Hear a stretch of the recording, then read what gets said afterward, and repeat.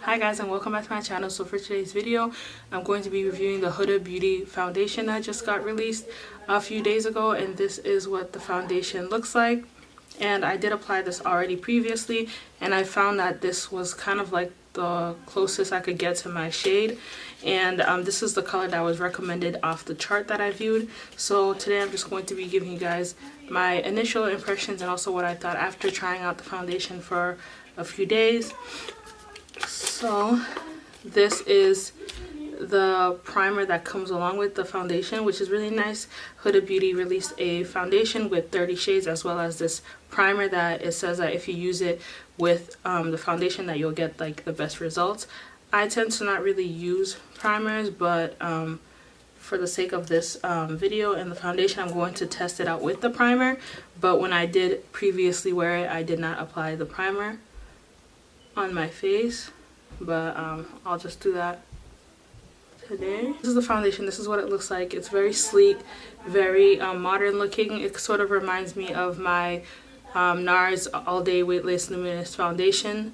I really like this packaging. I think it looks really nice. I like the fact that it has this gradient effect on the bottom where it turns into a black solid color, and the fact that it's plastic, I don't mind it, but I know some people might mind it. I like it because the plastic won't break if you drop it, which is kind of what the idea was behind making the bottle plastic instead of glass. And of course the foundation does come with a pump. So I decided to buy the color Mocha 500G because there was no samples on display when I went to Sephora. So that's kind of why I ended up getting this color, because it was the closest to my match.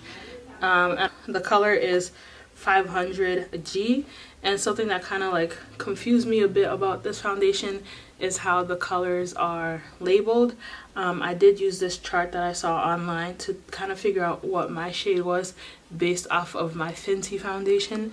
That Huda had a chart that was made so that way you can figure out what your shade was based on other, commonly used foundations. And I definitely think this isn't my shade.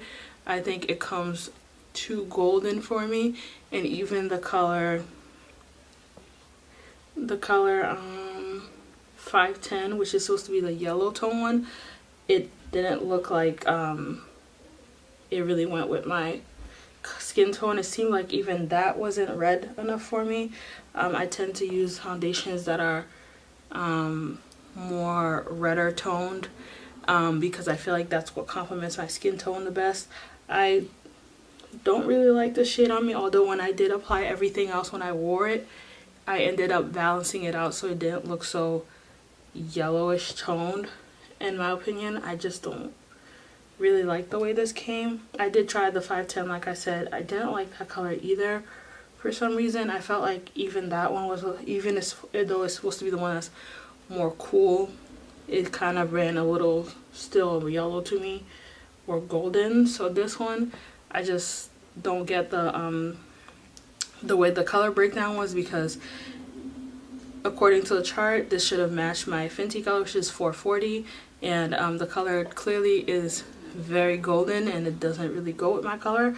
I thought that 510 would have been a better color, which is a red undertone color, but then that one wasn't really working, and then the color 530 was like the next color I wanted to try, but it was sold out in that color. So I ended up just getting this, and when I had first wore it, it looked okay. Then I looked at it some more and I was like, I think this color is a little bit off.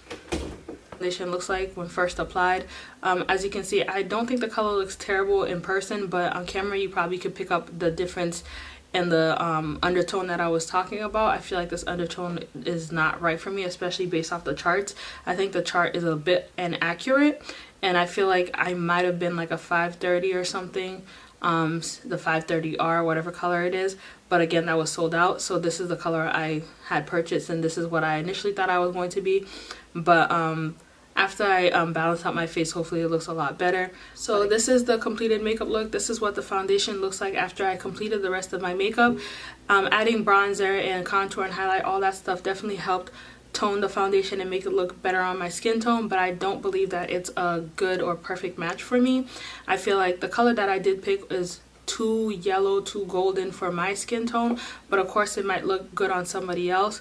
And I feel like the colors afterwards were kind of like along the same realms, but I did not try the 530, so I don't know how that would look on me. But I know the 510, which is supposed to be a red undertone foundation, did not look very good on me either. I felt like it was still leaning towards more golden as well, but that just is my opinion.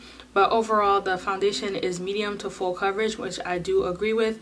It did cover up my dark marks and my hyperpigmentation when I first applied it. And another great thing about this foundation, just to add on, is that this foundation is retailed for $40. It comes in a total of 30 shades. And it does have over 1 fluid ounce, which was really good. The foundation has 1.18 fluid ounces, which is more than most foundations, which I really like because it's still $40 and you get more than 1 fluid ounce of foundation. I think overall the shade range is pretty good, but it does need some work. That other shades needed to be added in between the shades that currently exist, and that's perfectly okay because I did hear that Huda was going to add 5 more darker shades and 5 more lighter shades at the end of each of the colors, so at the end of the spectrum, which is really good. So I feel like maybe when she comes out with these other colors that I will find a shade that suits me better. Other things about this foundation is that the foundation has a filter like finish, and I think it looks really nice. I do think if the finish is pretty nice. And the finish of the foundation claims to be satin matte radiant natural, and I think this all depends on your skin type and how you set your makeup, whether or not you set your makeup, if you're super oily, if you have normal skin, whatever. I did try this foundation for the day, and I did set my makeup and put a little bit of powder, and it lasted pretty much about like 6 to 8 hours. And I feel like after the 6 hours, that's kind of when I saw that my skin was showing a little bit of oiliness, but it didn't really bother me. I felt like it looked okay. I would say if you don't mind the price of the foundations, which is $40, you can find your shade that works for your skin type or skin tone. I would definitely try it out. I personally am not too crazy about this foundation just because of the shade that I found, and also because I don't really like the smell. And even if I found the shade that worked for me, I don't think I would be purchasing it, only because I kind of have an issue with the scent. The scent does smell really good. It's just I don't want to be smelling fragrances while I am applying my foundation. So that's kind of part of the reason. Other than that, I think it's a good foundation, and if you guys were interested in trying it out, I would definitely go ahead and try it out. And so that's pretty much it for this review. Let me know if you guys found this video helpful, and like always, don't forget to like, comment, and subscribe if you enjoyed my video, and I will see you on the next one. Bye.